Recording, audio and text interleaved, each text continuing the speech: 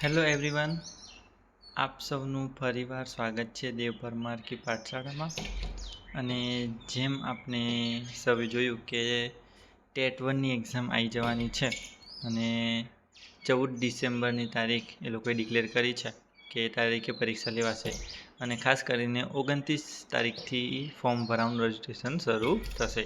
તો એની આજે આપણે વાત કરવાની છે ધોરણ 1 થી 5 ગુજરાતીના વિષય વસ્તુના અમુક એવા ટૉપિક છે જે વારંવાર પૂછાતા હોય છે, કાં તો અગાઉની એક્ઝામોમાંની પૂછાઈ ગયેલા છે.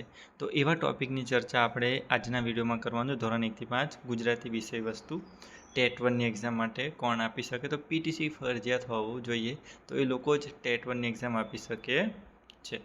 શરૂઆત કરીશું આપણે પ્રશ્ન એવા જે પૂછાઈ ચૂકેલા છે કાં તો પૂછાવાની પૂરેપૂરી શક્યતાઓ છે 30 પ્રશ્નની આપણે ચર્ચા કરીશું.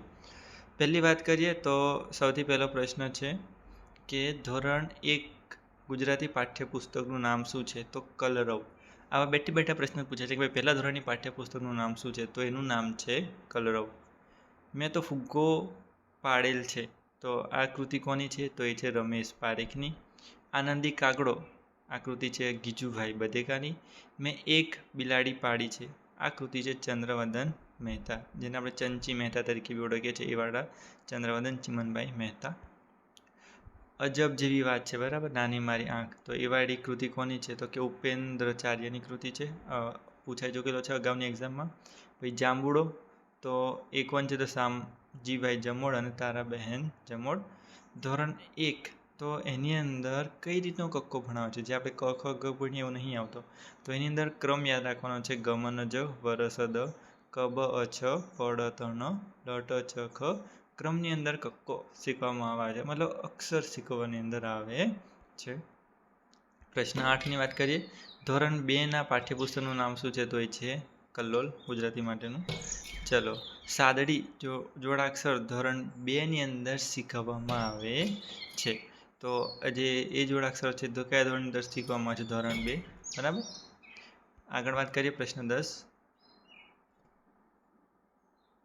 ધોરણ 2 પેજ નંબર કઈ રીતે લખાયેલા હોય છે? તો કે શબ્દોમાં લખાયેલા હોય છે, આંકડામાં હોતા નથી.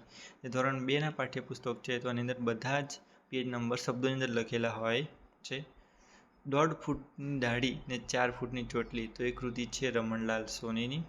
કારીગરનો મેળો, તો એ કૃતિ પણ છે રમણલાલ સોનીની. પછી છે દરિયાકાંઠો, તો એ કૃતિ છે મહેન્દ્ર જોશીની. પ્રશ્ન નંબર 14 જોઈએ. ધોરણ 3 ગુજરાતી પાઠ્યપુસ્તકનું નામ શું છે? તો એ છે કલસોર.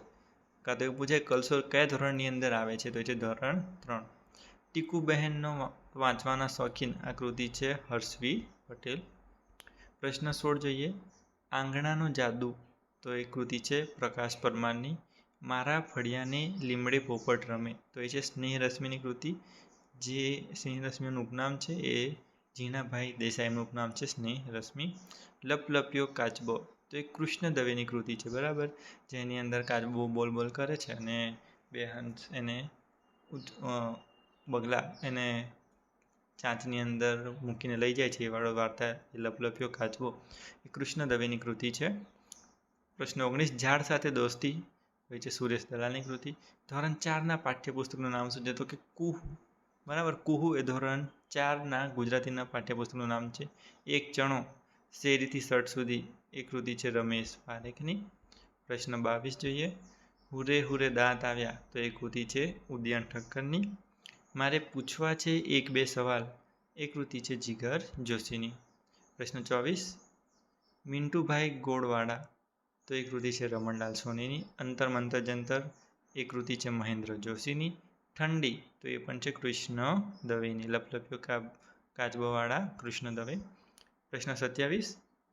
નાગદમન, તો એ કૃતિ છે નરસિંહ મહેતાની. ધોરણ 5માં ગુજરાતીના પાઠ્યપુસ્તકનું નામ છે કેકારવ. બધા જ પાઠ્યપુસ્તક યાદ રાખવા પડશે 1 થી 5ની અંદર, બરાબર. તો ધોરણ 5ના ગુજરાતીનું નામ છે કેકારવ. લુચ્ચો વરસાદ, તો એ કૃતિ છે કાકા સાહેબ કાલેલકરની. ચાલો નીકળીએ પ્રવાસમાં, એ કૃતિ છે તુષાર શુક્લની.